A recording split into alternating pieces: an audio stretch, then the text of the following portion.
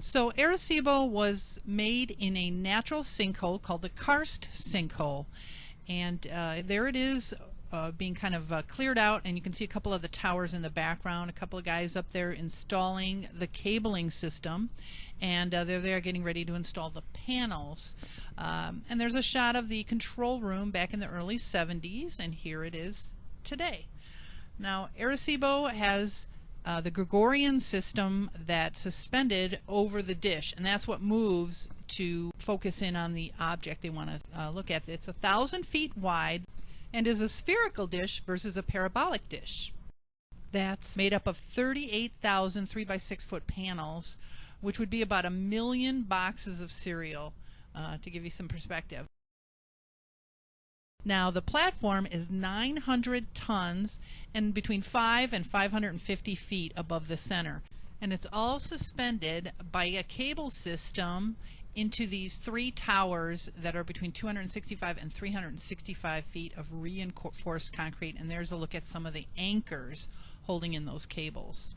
And that was just one of the anchor points scattered throughout the property. Now we really lucked out because they had to postpone their experiment for the day till later that evening because they had to do some maintenance on the catwalk, which meant we got a ride in the cable car up to the platform and the full VIP tour. There's about 110 people that work at Arecibo. The scientists there study radio astronomy, atmospheric studies, and planetary radar astronomy. Okay, the first thing we want to do is break the contact. So that thing won't move when we have this open. We have a double protection here. What do you call it? Oh yeah.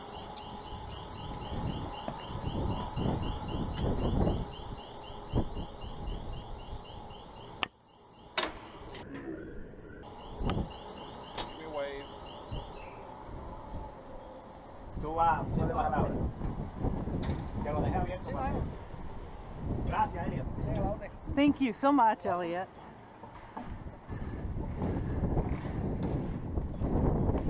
This is great, Angel. This is. Thank you so much for doing this. And Elliot, too. Yeah. Wow. You have to make money. Absolutely. So, So right now we are how far above the very bottom center of the dish? 550 feet. Do you ever have earthquakes here? Yes, we did. Actually, it removed like 12 strands of, see these 4 cables? Yeah. The 4 cables coming up, going up there, 4 strands were broken off. 4 strands Wow. of Yeah, one 12 strands. 12 strands. Yeah. So. But it didn't take anything down. That's 12 strands. And when was the earthquake? 40,000, It was in January 2015. Oh, it was recently. Yeah. This was, and we had to shut down because nobody knew if that was gonna Be cable was safe, gonna snap, right? And it would fall or whatever.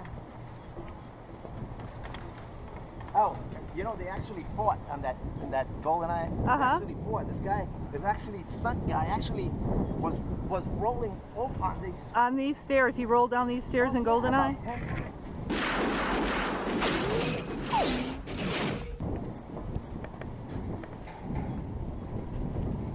So.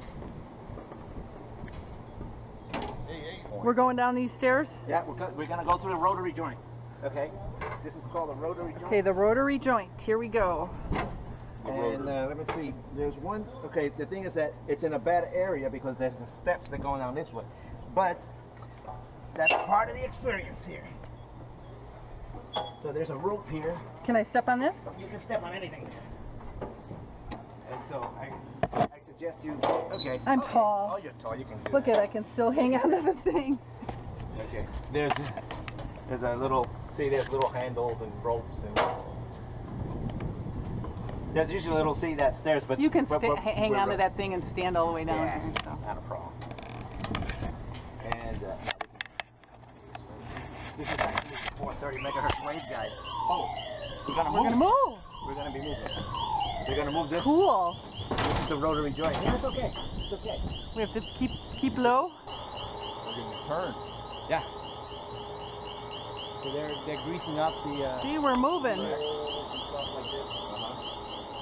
They inspect the track for any cracks and stuff like this. So they haven't done that in a while. So And you have a helipad? And we have a helipad, yeah.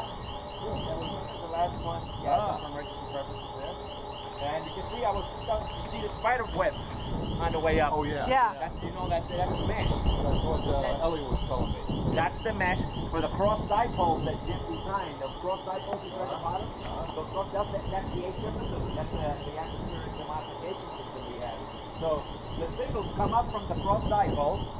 The signals come up from the cross dipole. They bounce off of this reflector. That spiderweb looking mesh. That's the reflector. So it bounces from the dipoles into that reflector, off the main 1,000-foot reflector, up into the ionosphere. Wow. And then we use the 430 megahertz long antenna. Right. And then with that ionosphere system, then we see what is the effect of ionosphere modification, because the ionosphere is more available during the day because of the sun. In the nighttime, there isn't that much. Yeah, so quiet. that's why we have this. And that's why this thing is getting closer to my head. So let's go down here. So what HF frequency are you guys 5 megahertz or 8 megahertz? 5 and 8. Okay. So we're going now to the actual, this is the azimuth arm. We're going to go down. There's the dome right underneath it.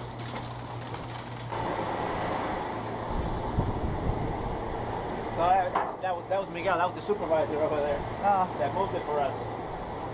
That was nice of him to do that. Yeah. I would have jumped anywhere, I don't care, but.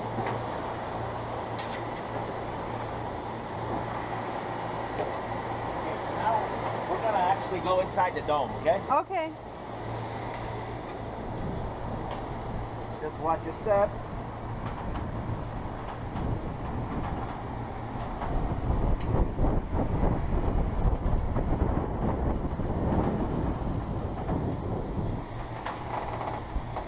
I'm going first for obvious reasons.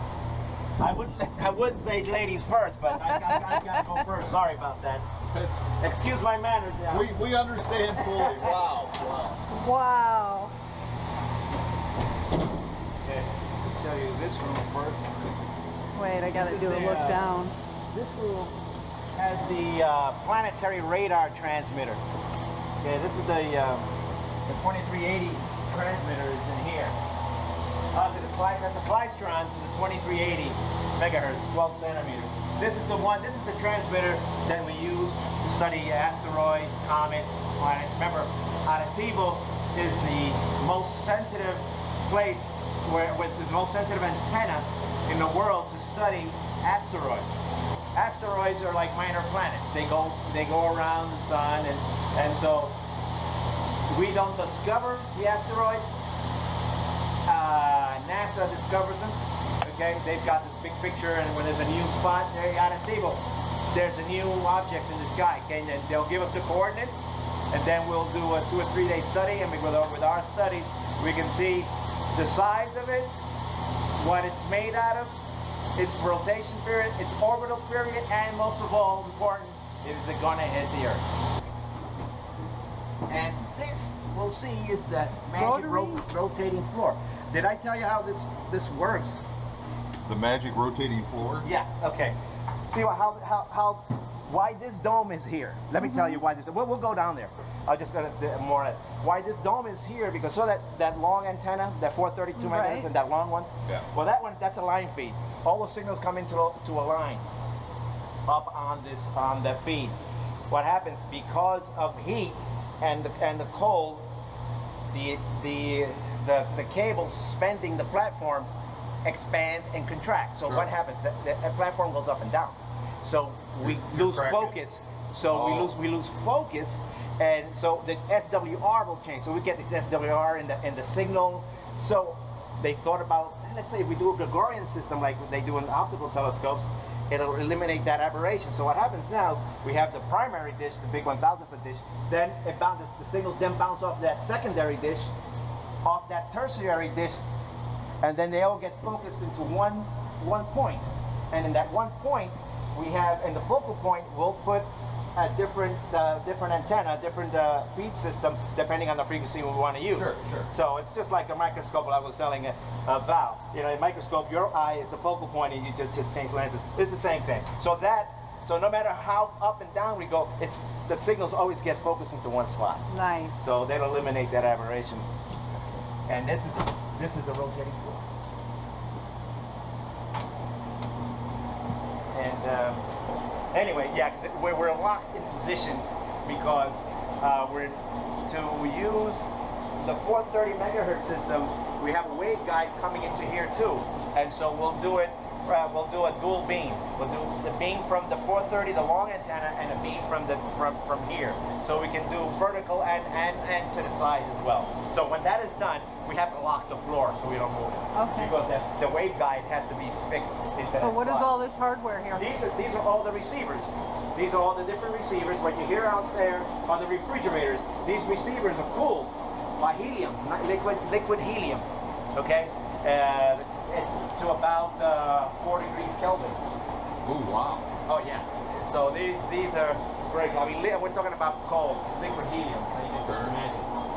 And underneath are the different feed horns. Because the types of antennas that we use are horns. Horns. They're not. We have some little cross dipoles. You'll see little cross dipoles, and the frequencies we use are pretty high. So this is and you can see this whole floor rotates. The whole floor. This is the floor. How fast does it go? And when we do S-band, the planetary radar, we'll switch pretty fast. It'll go. Oh. Okay, and one thing I did tell you, you said DX.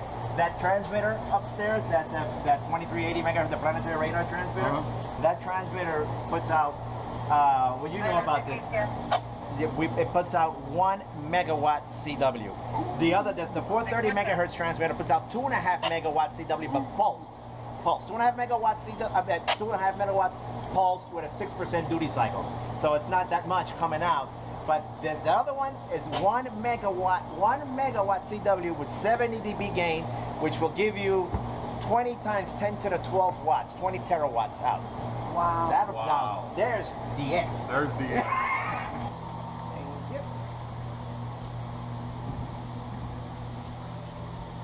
Watch your hand here, pal. You, Jared.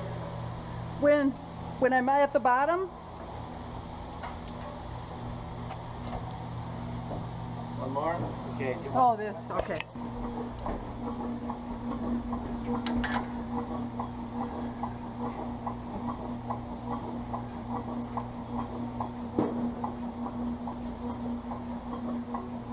Here we are. So this is the service platform. What we are seeing here, these are the feed horns from the receivers. These are different frequencies. You see there's a little cross dipole there. See that? And Jim actually designed some of these. It could have been that one he designed. And the focal point is right there. So again, why I said that this floor rotates. So that right now we have the 430 megahertz in focus, and we just this will rotate, and we just put any one of these horns in the focal point, depending on what we want to use. So again, that's the secondary, and this is the tertiary. This is the tertiary.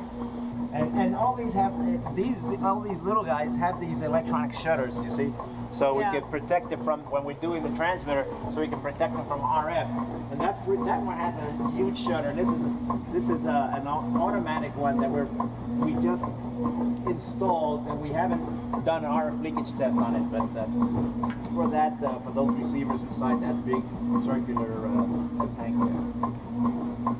And that's the one.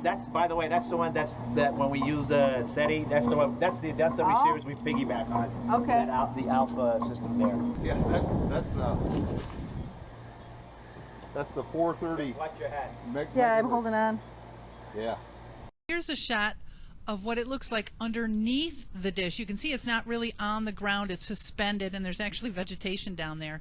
Now there's a look at the 6 HF antennas at the bottom of the dish, and here's a close-up look at just one of them. So it looks pretty small from the other one, but they're actually pretty large.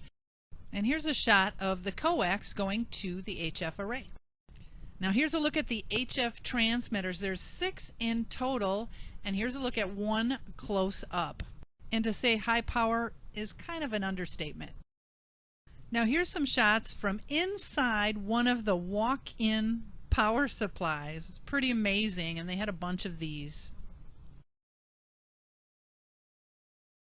Now the grounds around the Arecibo property, or part of the property, are great. They even have a pool for their employees. Here's a look at some of their guest accommodations. Now if that one on the right looks a little familiar, that's where Jodie Foster's character stayed when she was at Arecibo in the movie Contact.